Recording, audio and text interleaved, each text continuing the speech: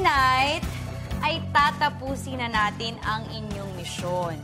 Pero bago kayo tuluyang bumalik sa outside world, meron munang magbibigay ng message for all of you. House Challengers, labis nyo akong pinahanga nang tanggapin nyo ang aking hamon na subukin ang housemates upang mas makilala ng taong bayan ang kanilang tunay na pagkatao. Kin, minsan ka mang nagkamali, pinatunayan mo namang hindi nawawala ang pagmamahal mo sa iyong kapatid. Gayon din ang kagustuhan mong mas mapabuti ang iyong sarili.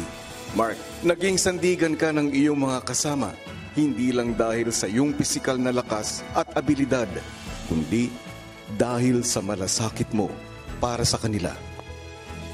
Grace, aminado ka man sa mga limitasyon mo pagdating sa pisikal na lakas, di naman natinag ang katatagan ng iyong isip at puso sa bawat hamon.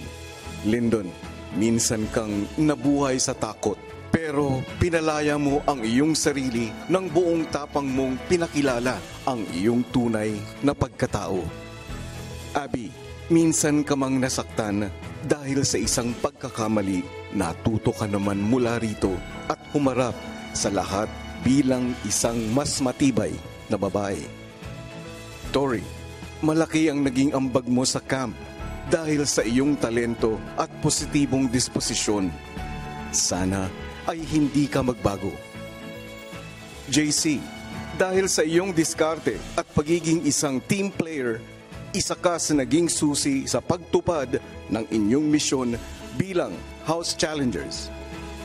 At Joaquin, ikaw ang pinakabata sa iyong mga kasama, pero pinatunayan mong importanteng marinig ang boses ng lahat kahit anumang edad o pinanggalingan. Patuloy mong gamitin ang iyong isip bilang lakas sa anumang hamon na haharapin mo sa labas ng camp at ng aking bahay.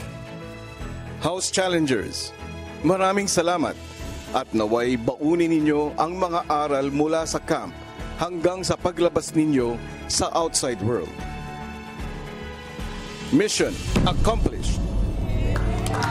Nagiging emotional kayo. House Challengers, again, thank you and congratulations for a job well done. So, for the very last time, you are now officially dismissed. No! All in! Let's go for the last time!